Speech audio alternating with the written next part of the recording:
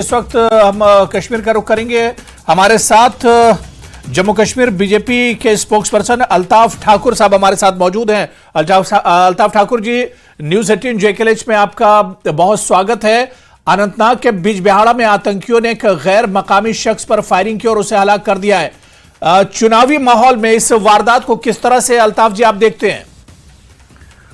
देखिए, जहां तक आपने देखा है कश्मीर में अमन है, शांति है, पीस है, प्रोग्रेस है, प्रॉस्पेरिटी है और डेवलपमेंट हो रही है। और बिजबिहाड़ा के टाउन से ही एक गैर मुकामी मजदूर को शूट करना कहीं और का इशारा दिख रहा है। क्या वो जो बाइकाट पे यकीन रखते हैं, वो पॉलिटिकल पार्टीज क्या आज भी दहशतगर्दों को सपोर्ट करते हैं? इसलिए इंसिडेंट हुआ है कि ताकि फिर एक बाइकाट हो जाए और बाइकाट की सियासत में निकलकर वो फिर महज चंद 100 वोटों से वो जीत जाए। ये एक बड़ा क्वेश्चन है। बिजबिहाड़ा टाउन पे मैं उंगली उठा रहा हूं क्योंकि जो बिजबिहाड़ा टाउन से कुछ हमारे बड़े बड़े पॉलिटिशियन जो बातें कर रही है, क्योंकि आज बड़ी मुद्दत के बाद अगर कहीं किलिंग हुई वो बिजबिहाड़ा टाउन में ही हुई है।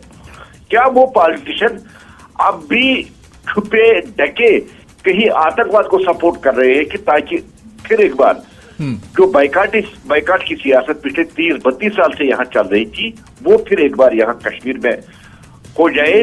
क्योंकि आप देख रहे हैं कि आज कश्मीर में पहली बार आप देख रहे हैं कि बेखौफ और बेडर यहाँ जो रैलियां हो रही है, चाहे वो किसी भी पॉलिटिकल पार्टी की हो, बिना खौफ के वहां रह रहे और वो लोग जो कश्मीर को जेल समझते हैं। मैं उनसे दो सवाल उनसे मैं कहना चाहता हूं। क्या जेल मैनुअल में ये है कि आपकी प्रेस कॉन्फ्रेंसेस, आपकी प्रेस बाइट्स, आपकी रोड शो और आपके पब्लिक जलसे क्या जेल मैनुअल में है? और सबसे बड़ी बात है, अगर आज इतनी मुद्दत के बाद कहीं टारगेट किलिंग होती है कि किसी गैर प्रवासी मजदूर को मारा जाता है तो वो बिजबिहाड़ा टाउन से क्यों है? ये मेरा क्वेश्चन है। अल्ताफ ठाकुर जी, लेकिन अपोजिशन पार्टियां तो यही कह रही हैं कि वो पहले से कह रही थी कि हालात बेहतर नहीं है और ये उसी का नतीजा है। बीजेपी और दूसरे लीडर ये कह रहे हैं कि नहीं, हालात बेहतर हो गए, लेकिन हालात बेहतर कहां हैं? अपोजिशन तो यही कह रहा है। सर देखिए ना, मैं महबूबा जी को का स्टेटमेंट दोहराता हूं। उन्होंने कहा कि कश्मीर एक खुली जेल है। क्या जेल मैनुअल में बाइटें हो सकती है, मीडिया बाइटें? क्या वहां प्रेस कॉन्फ्रेंस हो सकती है? क्या वहां रोड शो हो सकती है? क्या वहां पब्लिक मीटिंग हो सकती है? क्या वहां जलसे हो सकती है? एक क्वेश्चन ये मेरा है।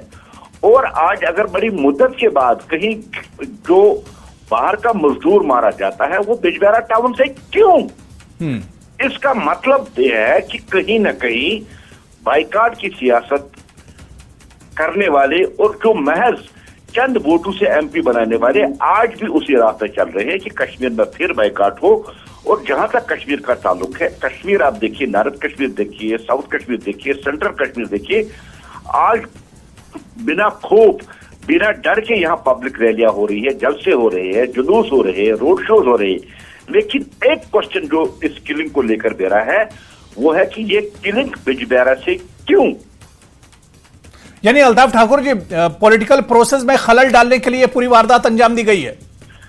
देखिए अमजद जी, मैं आपको कह रहा हूं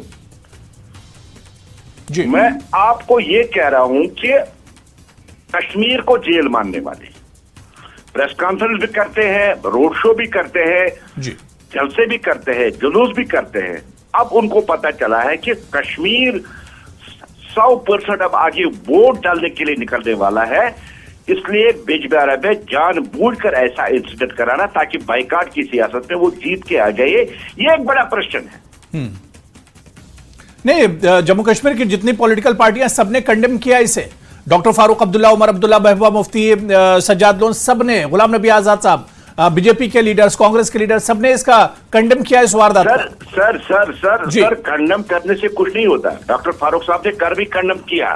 जब वो नाव डूब गई है वहां जालिम में, महज 2 किलोमीटर की दूरी है उसकी रेजिडेंस और उस जगह पे जहां इंसिडेंट हुआ है, क्या उसको पिछले 10 साल से वो एमपी रहा है, क्या उसको नजर नहीं पड़ी है कि वहां मुझे पुल बनाना है?